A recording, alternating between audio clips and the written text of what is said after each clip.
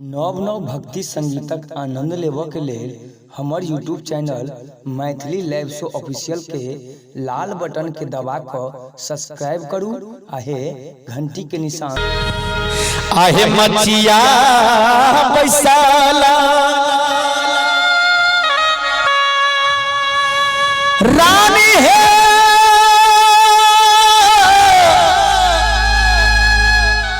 हे सुलोचना हसासु से रजिया करथीन है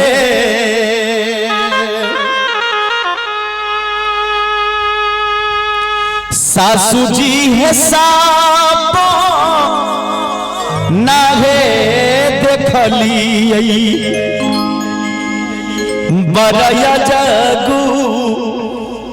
तसे लंका लंका गढ़ मग डोलई है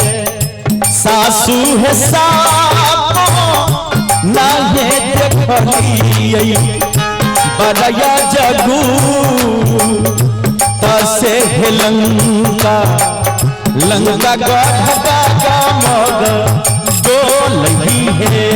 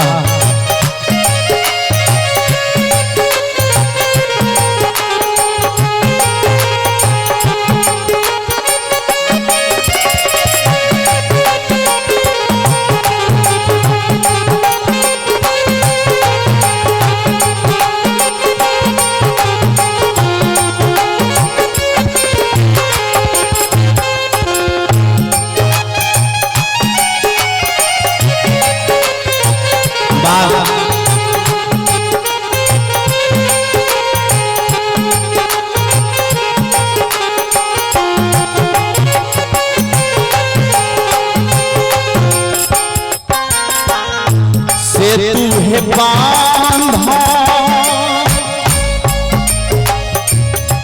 बांधत दे भालो है सासू जी सही न सब पालो उतरई है सासू सही न सब पालो उतरई नहीं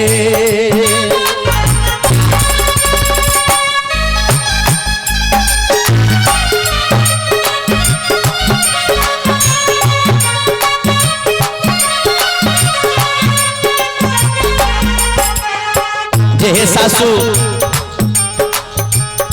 समुद्र में सेतु बांधे देखलिए ओइ पर सेना सब पार उतर के लंका नगरी आ गई सासू जी है पूरा से गलजई बिरहन न से लंका लंका गढ़ डोलई है सासू जी है पूरा से गलजई बिरहन न से लंका गधा डगा मग डोलई है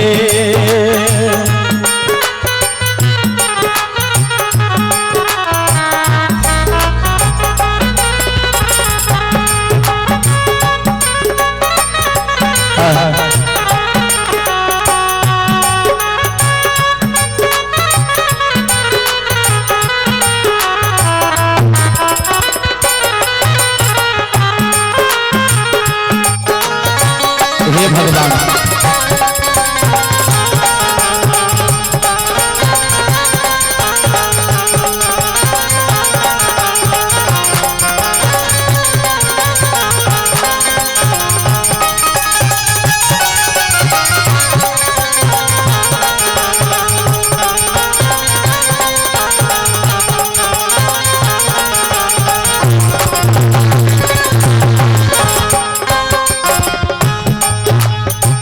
रानी सुलोचना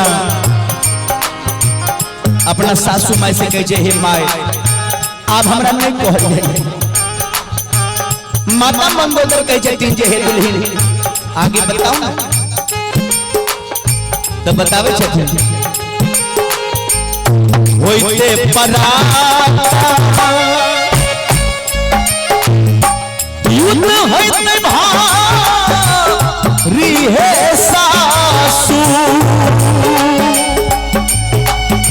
स्वामी हमर मारल जइतै बलमुआ पिया हमर मारल जइतै सजनमा राजा हमर मारल जइतै नहीं मालिक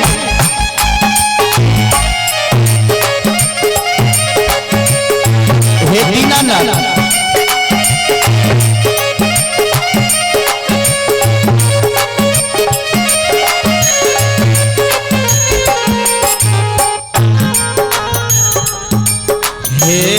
होइते पराता युद्ध होइते भारी है सासू स्वामी हमर मारल जइतै नहीं सासू जी किया लागी भोगबै लंका के राम जहे विभीषण राज करतै सासु हो केकरा लागी बान्हबै दिल में भैया जैसे है सास भैरा जबान जाइ छै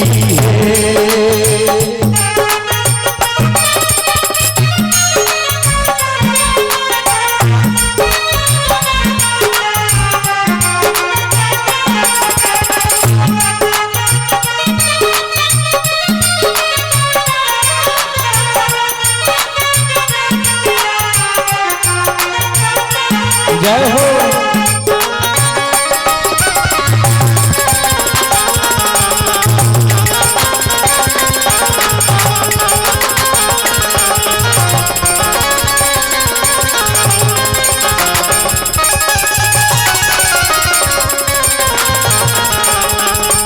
हे महादेव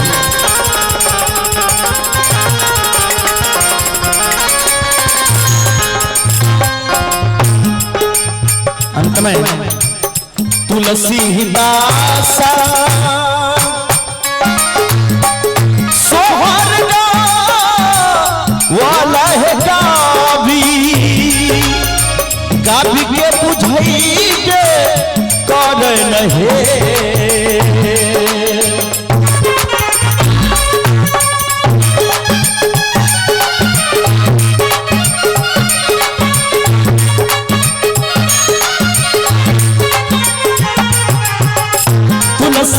दासा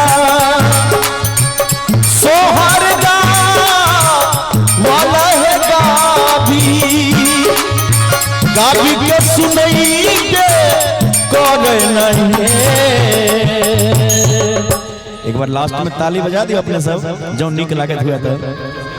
जलाल नर सब है भैया लियो ने पीछा न महलिया सोहर लाल सब है कोई लियो ने पीछा न महलिया सोहर का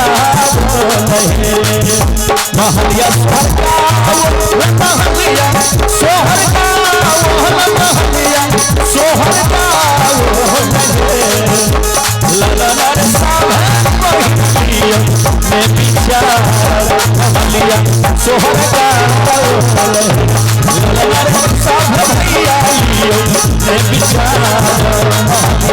सोहर